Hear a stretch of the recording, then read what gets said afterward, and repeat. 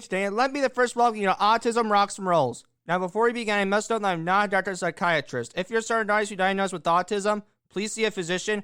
I'll always be based on my experiences. I also know the right to the intro and outro. They are found on jovsavan.com and 10mp3.com. I also have a mission statement I'd like to reveal with all of you. The mission of Autism Rocks and Rolls is to take the negative stigma off of autism and other conditions that may think are disabilities. People on the spectrum are not broken and do not need to be fixed. Those who have conditions or abilities do not to be pitied. There's nothing to be sorry about. Now, I also have a page for the following, or I should say a performance for the following, because before this episode, we met Ben and Ethan Morgan from South Carolina. Ben was a basketball coach, but now he's a special education teacher. His son, Ethan, is an amazing singer, and instead of me telling you about his voice, I'll show you his voice. So, Ethan, let's hear you sing, buddy, and take her away.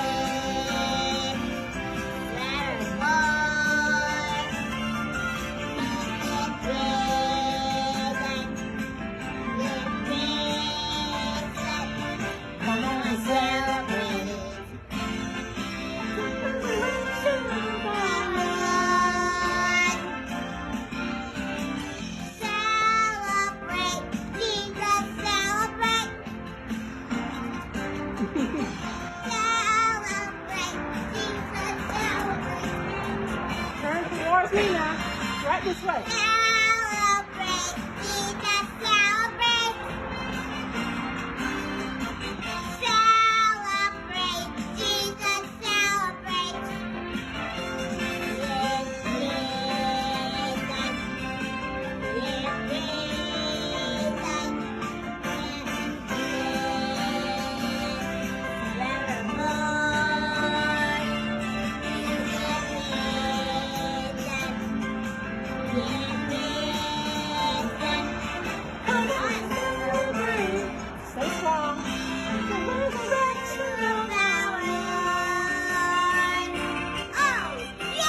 Yes, All right, thank you, Ethan, for that wonderful performance, and I cannot wait to one day meet you in person, hopefully. But I also have a lot of people I'd like to thank. I'd first like to thank my previous guest, Forbes Riley, and C210, pitching the episode with Forbes Riley for more information. But what an amazing lady who knows how to make money. Forbes, you are one cool millionaire. Also, Scott Carmichael needs to be recognized for taking his time to give me advice on how to revamp my studio. Thank you, Scott. I always appreciate your advice. And I thank Renee and Jeremy Jones for giving me the table as well. And that's what I'd like to tell us, that there will be some massive changes to our YouTube channel. Feel free to always visit the channel. And while you're at it, check out some new videos like the one you heard earlier. Something else that is new is we also changed our sponsorship packages at our website, https://forum.jotform.com. There is something for everyone if you are interested. Also, we are growing too because through Ashley Sanchez's program, Dear God, Are We There Yet?, we have gained a volunteer, Noel Keller, who will help us revamp our website. That is not all, because we are in the progress of gaining interns from Ivy Tech. AR owes thanks to Ashley Gilstrap for setting that up. Also, if you're in Arizona, I highly recommend you check out the Eating of Inspiration. While I cannot speak there, I did make a video that will be seen. I am so thankful for Danya Davis-Say for allowing me to show what I do. I hope everyone enjoys my video.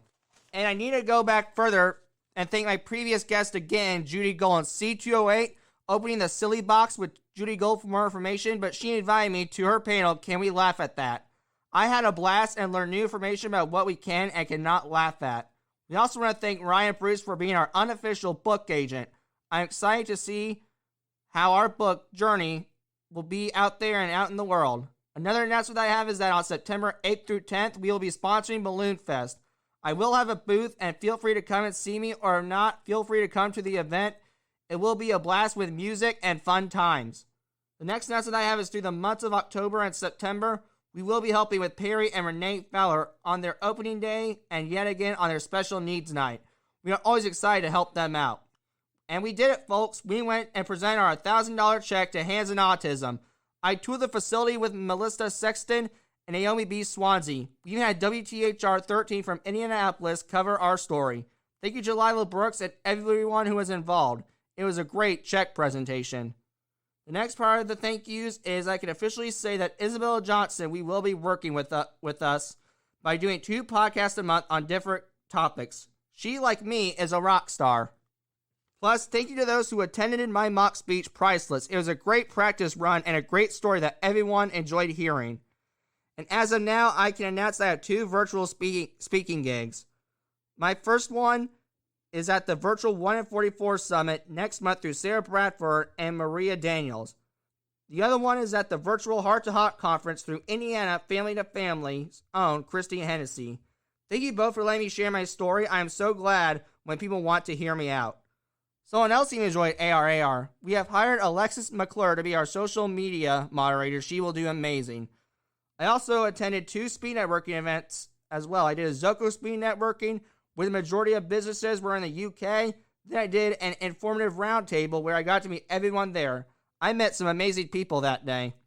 And since the last episode, I was on lots of podcasts. I was on the Sunshine Steven podcast with Steven Rice, the Gonzo Wrestling podcast with Tony and Chris Gonzalez, the Vintage Cafe podcast with Virginia Jones, What If It Did Work podcast with Omar Medrano, the World of Autism Exceptional Shell podcast with Michelle Vinroke, and Speak Up podcast with Speak Up. What great podcast, everyone.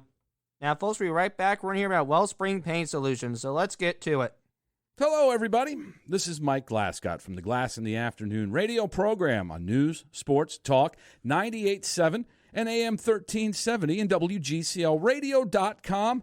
And on behalf of Wellspring Pain Solutions, they're happy to partner with Sam Mitchell and the Autism Rocks and Rolls podcast. Wellspring Pain Solutions applauds Sam's mission statement to eliminate the stigma associated with autism. Here's what we want you to do. Check out the website, wellspringpainsolutions.com. You'll find out which of the 4 locations is closest to you. You'll get a chance to meet their team of providers and all the services offered at Wellspring. When you're there, now the fun really begins. You'll find the link to Sam's website where you'll find all his podcasts, background information on his guests, as well as all the merch in his merchandise store. You'll be amazed. You'll have fun. You'll enjoy it. All we ask you to do is take a listen and spread the word that autism rocks and rolls. All right, folks, we're back. I don't want you to be too nervous to meet these fine people. Today, I will be interviewing Daniel Puder.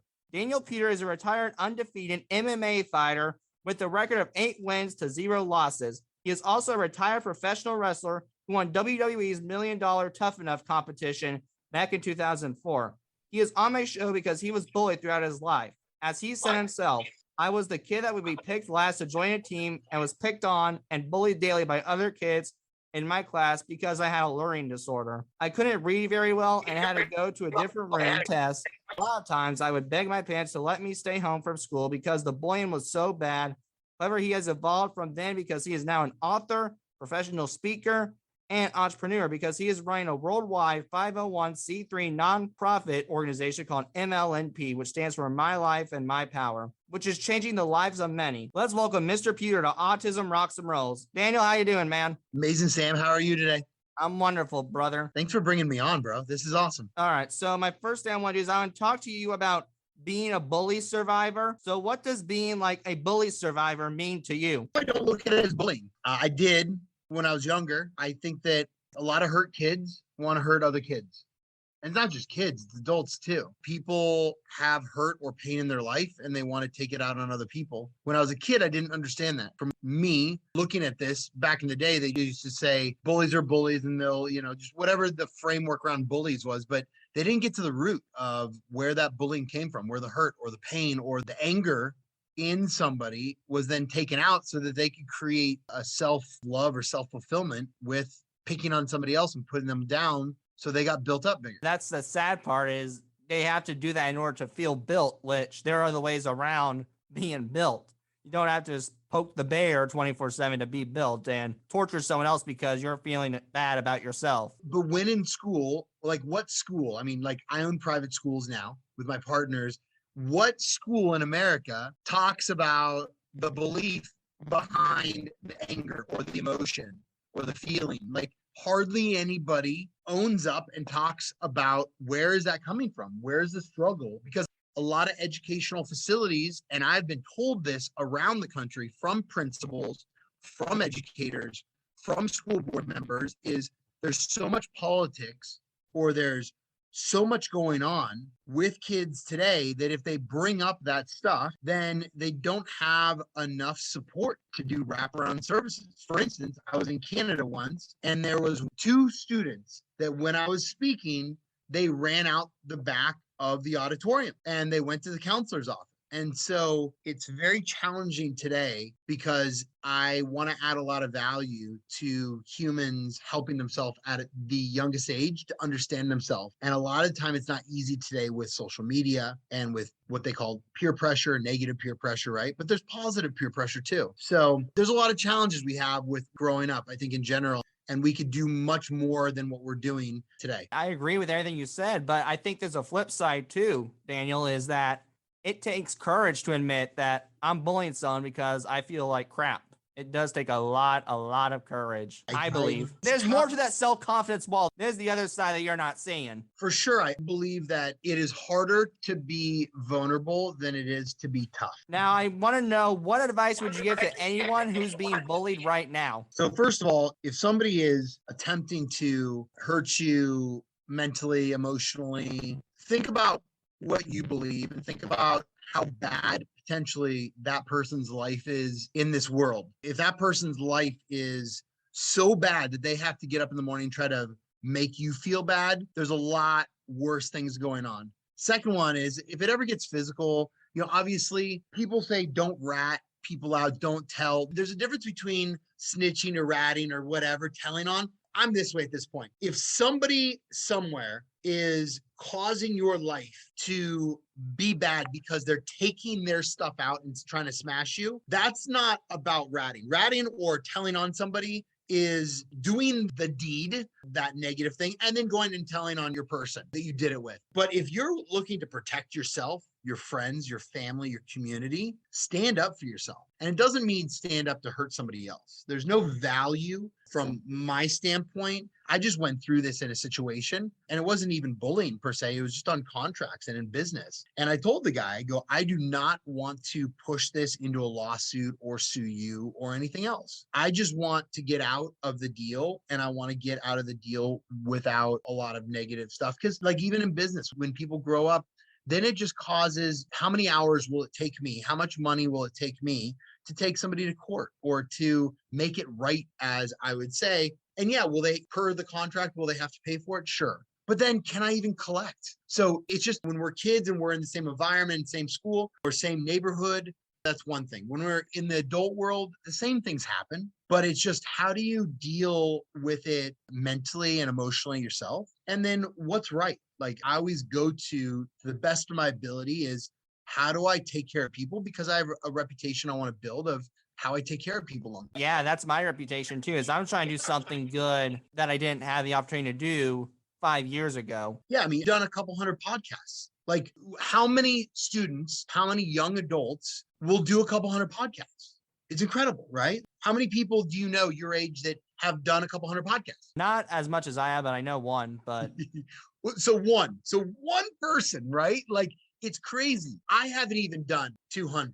I don't think my brother has done 200. Maybe he has. I'll look up his podcast. But at the end of the day, it's really interesting. Like you're driven, you're focused, you know what you want, and you go get it. It is crazy that some don't join me some days. But your hit something that struck me is you were talking about earlier about defending yourself and standing up. Now, there's this obviously this big disagreement that, oh, if he stands up for himself and the student gets suspended, some parents are like, well, he shouldn't have been suspended. But then others are like, he probably should have. They both like had faults. It's like parents' point of views. What's your standpoint on that? Well, I think that there's 2 ways to support a young adult or a child in their growing and learning. One is disciplining them. And the other one, which I like and I prefer better, is helping them create discipline within them. And my son is 20 months old and he doesn't understand this necessarily, right? So military can discipline you. So if you don't have discipline, you join the military. If you want to stay, you will create discipline. They will discipline you to the point that you create your own discipline. So people can take it the easy way or the hard way. Life will either discipline you in different ways or force you to be disciplined. Like, for instance, you go out and drink and drive, you do it long enough, you're probably going to get a DUI. You will be disciplined by the law. But if you're disciplined yourself and you do things right, you most likely will have less issues long term. And I've been explaining this to my son. It's one of the biggest things, I think, as a foundational piece for kids today. And my son's 20 months, so he really doesn't get it, right? But if I say it over a period of time when his subconscious is growing, when he hears it over and over and over, I'm guessing he will discipline himself more and more so that he can. And I'm not talking like he doesn't do anything crazy, right? But he's a 20-month-old, like he's exploring. But I want him to start creating a framework in his life so he creates his own discipline and he knows how to change that when he wants to get the result he wants in life. So, the way I understand it, so you believe in the walking way method than the face-to-face method, I guess, is the way to put it. Yeah, I mean, principles of schools, right? Like we own schools. We have kids that do what you're talking about, that bully. We've had some fights. We've had some different things. And my thing is this, most schools will expel a kid. You get into a fight, bring something, a weapon to a school. We've had some situations where we should have just expelled the kid. But what we do is we say, you get to work from home. Like there's something going on in your life and can we support you with other things? Like this year, we're bringing in mental health piece. We're bringing in a physical health piece. We've had counselors and therapists and different groups come in and work with different kids that needed it. At the end of the day, people, like if you break a leg, you're probably going to go to the ER room, like as soon as possible, right? But if somebody says something or does something where you're emotionally,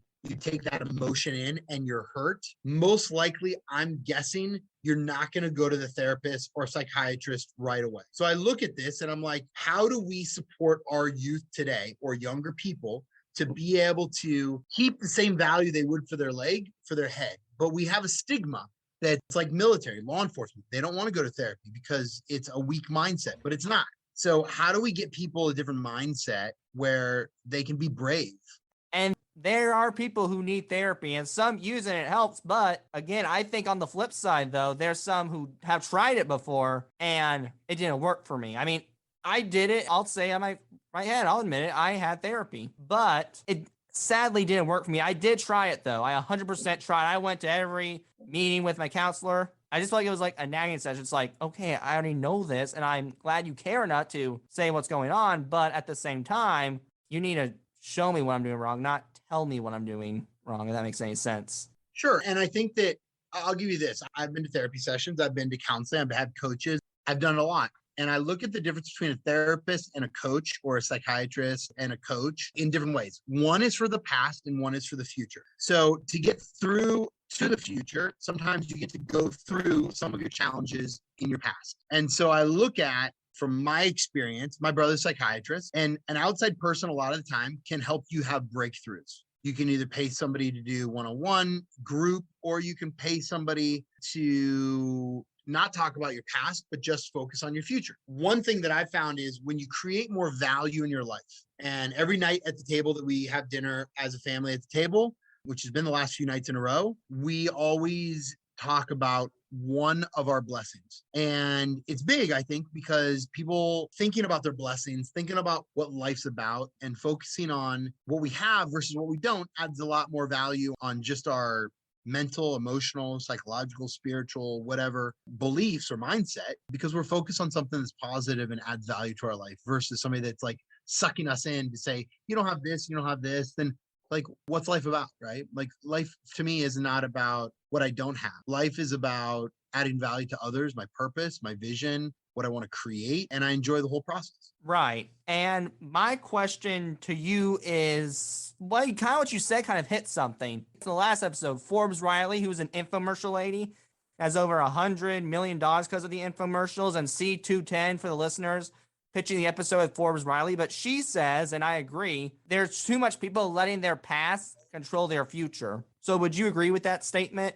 And why? So it's kind of like what I just said. To get to the future, sometimes you have to go through the past. And science shows that our subconscious has grown from 0 to, let's say, 5 or 7 years old. There's different studies. So if you have a supercomputer basically running your mindset, but you don't know how to change that supercomputer because at 0 or 2 or 3 or 4 or 5, there was hurt and anger and pain and frustration, or you got hit, or whatever those things were when you were younger, a lot of that stuff builds your supercomputer, your subconscious, that then is created your thought patterns, your mindset, your beliefs, and then create your emotions. But I find that there's two different ways I've found to get through some of the challenges in the past. One is to be blessed for what you have because you're who you are today. And the other one is a forgiveness model. And just thinking out loud, all of us have been bullied in my life. You've been bullied, I've been bullied, and my editor's been bullied, but she has a subconsciousness of weights. Do you want to talk about that?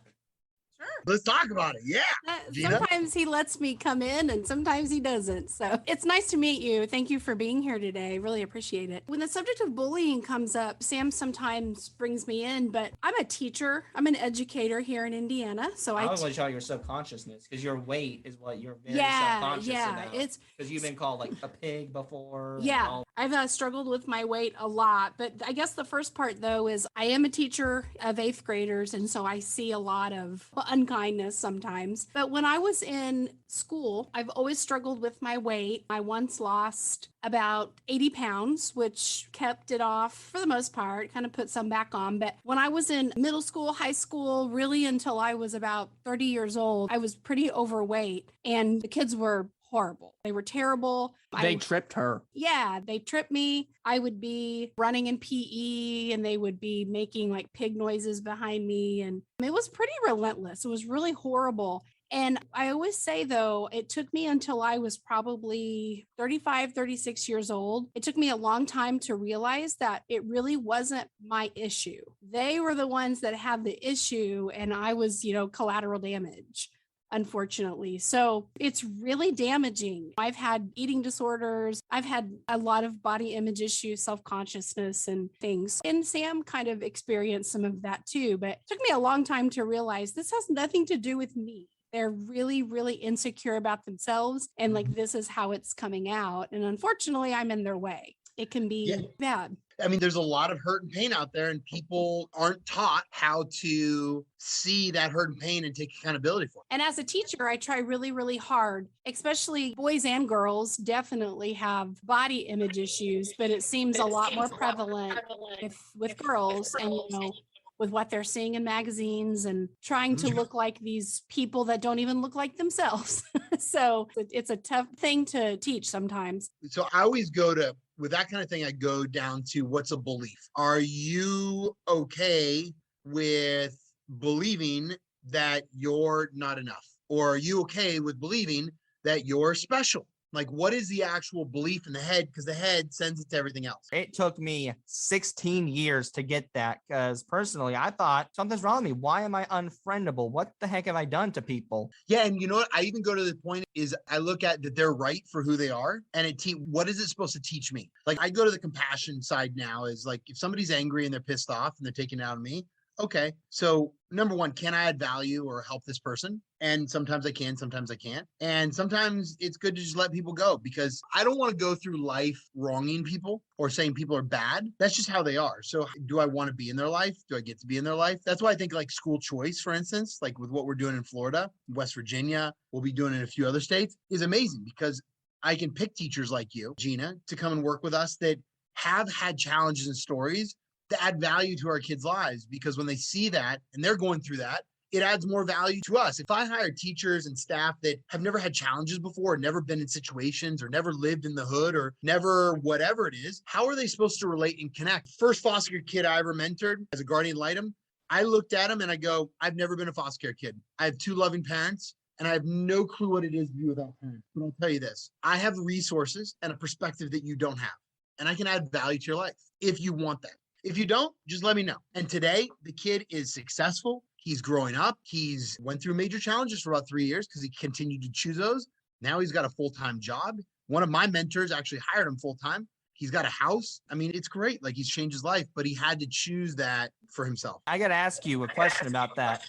About that kid who grew up and went successful. You say he went through a rough patch for 3 years. Has he ever expressed to you what made him change or make him go the good route, I guess. So he's a very intellectually smart kid, but he was raised where his value system was different than what it is today. So his beliefs and his values were about being the cool kid with the guns or the drugs or whatever that is. That's where he was raised. He didn't know a different system. I mean, think about this. You stick a baby with a wolf pack, right? When he's young, he's probably going to grow up to think he's a freaking wolf, like conceptually. Or you stick somebody in Johannesburg, South Africa, which is one of the most violent places in the world, or Chicago, versus where I grew up in Cupertino, California, which is like Mary Poppins town, right? I had no clue what a gang was, like conceptually, like compared to what you see in the media in different areas. So it's just, when he took a part of my value system and he took a part of a few other mentors that I put him around. And today he values his life more because he goes, wow, I can tell a story. Like he has a big bullseye tattoo right here. And I go, don't get rid of it. He's like, why not? People are telling me I should get rid of it. I go, my opinion, don't get rid of it. But that's you. Don't be what other people want. You have your past. It's a story. Tell your story to the best of your ability and be you. If you want to get rid of it at some point, that's part of your story.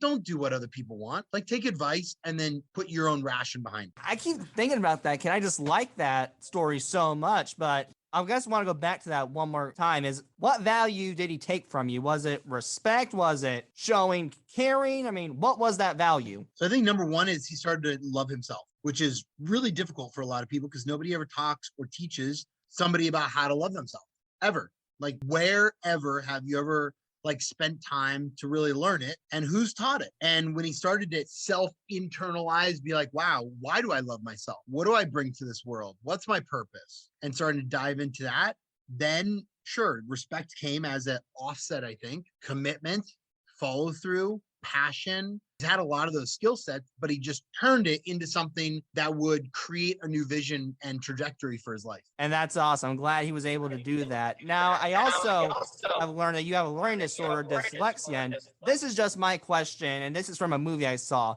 It's called Night School, and on that movie, Teddy, who is played by Kevin Hart, has dyslexia and dyscalculia, and what happened was words flew, according to him. So my question is, since you're dyslexic, does the same thing happen when you read? Does words fly? You're like, rah, rah, rah. So I got a crazy one for you. So multiple people have said multiple things. People said dyslexia. Somebody told me that once. I'm like, okay. But I took a test about 2 years ago, and it actually came back where I had 3 notches in this electronic test of autism. Like never heard that ever before. I'm sitting there and I'm like, really? Now, this guy also told me, because I held these electrode things, it's this new technology. And he goes, you also have 2 problems with 2 teeth. I'm like, come on, man. Seriously? Like, you're going to tell me I have 2 teeth problems? Like, he told me every issue there was. Like, there's a whole thing. I go back to my dentist. I make an appointment, see my dentist, like, in the next month after this.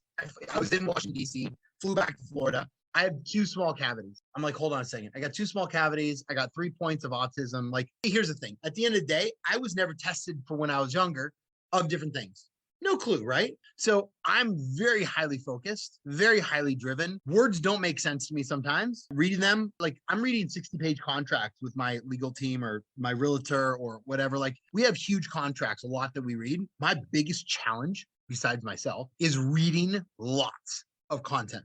Super challenging. So I don't know what it is. I've heard multiple things. To me, I focus on what I get to do with my life and I get it done. And me too. I like English, but with reading, I can't read things that are like smushed, like single space. Like there's like, whoa, can you like put this double space so I can have some spaces? Because it's too smashed together. It's like, okay, here. Oh shoot, lost it. Oh wait, no. Yep. I know it's challenging, right? It is. Sometimes with the books, I'm like, well, I'm done because I'm like, well, just lost my spot. Yep. It takes me sometimes 2 or 3 times to read something. I mean, it is what it is. But what I've figured out is put myself around people that are better at what I'm not good at, and then be able to build them onto my team. And so whether my partners or staff that works with me, I want to be able to find the best people for what we do. And they help me run our company. I think that's with everything. A lot of people don't understand. When I was a kid, the average school system, my school system said, you have to be good at this. You have to get an A on this, get an A on this. I'm like, okay, like I'm trying, I'm working on it. I'm pushing, I'm doing it, but I'm getting like C's and D's, right? Yeah. Today, that's the hard part is they're not seeing that these kids who get C's are really the stars. They can be. Some kids that I see get C's and D's, they fail out and they never do anything with their life because they're disappointed mentally, emotionally about that they didn't live up to somebody else's dream of them getting A's, right? And my dad was proud. Like, he was always backing me, and my parents both were very, very understanding and supportive. So I look at how do I, with our schools, I don't care if somebody gets an A or B. If you want to be a doctor, you are or a lawyer, you're probably going to have to learn how to read a lot and memorize and know information. But if you're going to be an auto mechanic, you're not going to have to know as much as a doctor or an MD. You're not going to have to know as much. So like, learn it hands-on, be a kinesthetic learner if that's who you are. Understand your learning styles and understand your processes and how to learn how to learn. Third one I always say is understand how to network, open up doors. Like exactly what you're doing, Sam, with this show. You've met a couple hundred people already. You've interviewed them. I guarantee you, if you call them back up in a couple of years and say, hey, you want to be on another show? Or, hey, you know, I'm going to be in South Florida, Dan. You want to go to lunch or whatever that is? Of course, it's building relationships when you're young and creating something special. You're not kidding. I feel like that would happen these days. But I also now talk about your MMA fighting career. So you're undefeated 8-0. So what about the MMA field did you like? Wow. I liked winning. I liked winning. I enjoyed the training to some extent. I like the challenges and the struggles. It built me. Like, it literally built me to be a warrior in what I do so that I can get through difficult problems and challenges. Okay, well, can you list me some of the challenges and struggles? Of when I was a fighter or what today? Fighter. Okay, I can give you a good one today too. So when I was a fighter, sure, getting punched in the head every day, getting paid only when you have a fight. So for 3 months, you don't get paid until you actually have a fight and win the fight. Doing marketing and branding, getting the right school to train you. I was at American Kickbox Academy, one of the best in the world. But at the end of the day, I was blessed. I found a really good academy. And at one point, my management told me they wouldn't back me on a contract. And I left them because they would rather back the fight company than back me. Right. And stuff like that happens, man. But you can go make a new path. I think that those struggles and challenges where I fell on my face, I think that our memory or our past helps us to define what we're going to do in the present and in the future to not make those same challenges or mistakes. Now, before we move on to the last thing, I want to briefly talk about your TED Talk. So my question is, when you do TED Talks or you go to schools to speak, what's the message you want your students or your audience to leave with from one speaker to another? I'd say there's 3 main ones. One, learn how to learn. Very simple, but can be very difficult. Learning how you learn emotionally, psychologically, physically, mentally, how you learn in school, how you learn with relationships, whatever that is, how you learn how to learn. Second one is build relationships. Build relationships to the point that you vet out the people that don't add value or that you can't add value to, the people with your same beliefs, vet them out of your life. And so you can get really clear on the people that you want to spend time with, present and in the future. And the other one is be very purpose and vision driven. If most people in their life, for instance, I saw a lot of pro athletes, they would go drink and party and do dumb stuff. It was not vision purpose driven. Like, their vision was to become and stay a pro athlete, become and or stay a pro athlete. And they would go out and become the pro athlete, but then poison themselves on the weekend with alcohol or drugs or whatever else that would get them off track. So I always challenge people to live their dreams. Like, definitely in America. I mean, other countries you have a lot of value too, but in America, why do you think so many people move here from so many other countries? Is because in America versus other countries, you can build something that you can't in third world countries. It is very difficult. There's not the resources. There's not the funding. We have in our schools air conditioning and brand new laptops. And in some countries, like my project in Burundi a few years back, we had a tree and kids without shoes and a chalkboard. Like, what's the opportunity there? Or when I was in India a couple of years in St. Kitts, adults are making $2 a day, US $2. My coffee in the morning, my kombucha costs, my water costs the same as what they make in a whole day. So I look at it as like the blessings we have in America to not only build what we have here, but also then give more or do more internationally is a big responsibility for people. Right. And since we're partially a helping country, we might as well live up to it. Well, we've been at war 97% of America's history. Fair enough. I'll give you that. But so we have and there's a like 3% that there's America living. Like, there's part of like the good old American people who are trying to do something with their life. I agree. I mean, we have a lot of challenges internally, which I think we need to fix in policy over the next 10 or 20 years. And I get to build schools and work with politicians to change policy to add value to our future youth. It's amazing. I like to have a lot of fun and make the world a better place. Now, these are just for fun before we wrap her up. So my first one to you is, what is your paradise meal or favorite food, and why is it your favorite? Ooh, I love sushi. I had some lobster sushi a couple days ago. Super delicious. Absolutely love it. Amazing. Well, what about the sushi do you like? Do you like it, like the texture? Do you like the fact that it's got a certain ingredient you love in there, or what about it? I like the taste. I like the texture. I like the lobster one was a little bit warmer. I like the rainbow roll. Like, I like the soy sauce. I like the rice. I like the way they put it together. It was like all around the whole thing was awesome. What is your favorite movie or TV show, and why do you like it so much? So, movie or TV show? So I just watched a TV show. I'm going to pull it up here. It's on Amazon Prime. It's called Stillwater. No, that wasn't it. Was it it? Yeah, I think it was. Nope, it was not. I give it back. Give me a second here. I'm going to tell you which one. It just came out. It's called The Terminal List. Chris Pratt. Oh, I know what you're talking about. Yeah, I've seen that advertised. First season, I would say right now, because it's just interesting to see, but very insightful. A lot of challenges in our military.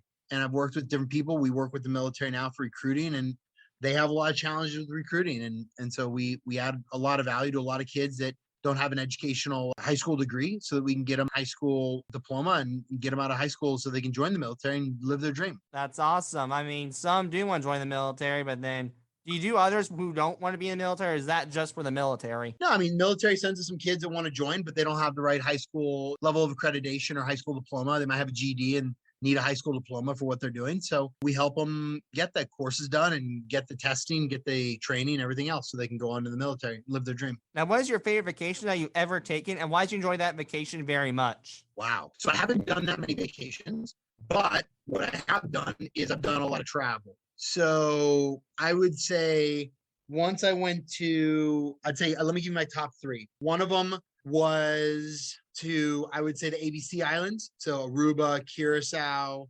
absolutely gorgeous, really freaking beautiful. I would say Costa Rica, when I fought down there for Bodog, absolutely amazing. Loved it. And then I'd say I've gone to so many places with my wife and son. We have gotten to travel around the country, East Coast to West Coast. And I would say it's not the place, it's the people. So I'd say there's a couple really awesome places, but being able to travel with my wife and my son and have a lot of fun, it's been really amazing. Washington, D.C. to California, to Oregon, to the dunes, to North Carolina and Georgia and South Carolina, and on the boat and all over, we get to have a lot of fun. And not Indiana? No, I'm kidding.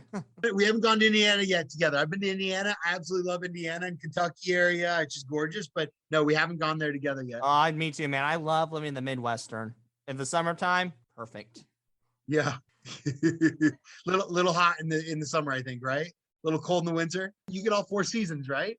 It's amazing. Yeah, we do get to experience that. Are there any great memories that you want to tell us about before we go? If you do, why do you remember that memory the most? Now, before you answer, I like to end this with a good memory and a funny memory that made you fall on the floor. And it's your call how you want to answer it. So, good memory. The day I proposed to my wife, I got her so good. She had no clue it was coming. And I had the photographer there and like 8 of my friends videotaping. She had no clue. So that was a good one. The funniest one was when I lost everything when I was 26 years old. And I was at my lawyer / one of my best friend's offices. And we fell, both of us, like my grandma was in the hospital sick, just everything, right? My dad's like company's not doing well, like everything. And we started laughing so hard that we both fell out of our chairs. And I would say that that's the biggest like gut laughter, funniest thing that, I mean, it was funny, but it was sad, but I worked through it. So it yeah, was you did. You're just like, gosh, going down the fence. That's all you can do. It's like, really? You might as well. That's what my mom and I do when we don't understand math, because we don't get it at that point. We're just like, gosh, there's probably someone out here who knows 100% of this stuff that we don't. And it's so simple. Yeah. It's pretty crazy. It's good though. It's good. Laughter is the best medicine, man. That's what I believe. Yep. I'm with you. Well, I appreciate you having me on. Yeah, bro. This has been amazing. Thank you sure. so much. Before you go, though, is there anything you'd like to promote or any closing remarks? If anybody's ever out, I'd love to have you come speak at one of my schools sometime. That would be amazing. I am a motivational speaker, so We can always talk about that. It'd be awesome. And yeah, I think that, if anybody wants to check out what we're doing, check out My Life, My Power, my nonprofit, or danielpuder.com and see what we're up to. That'd be awesome. Yeah, man. Thank you again. It's been great. That a lot of people like this. And have a great day and enjoy the weather. You too, bro. Have an amazing day. Say thank you to your mother again.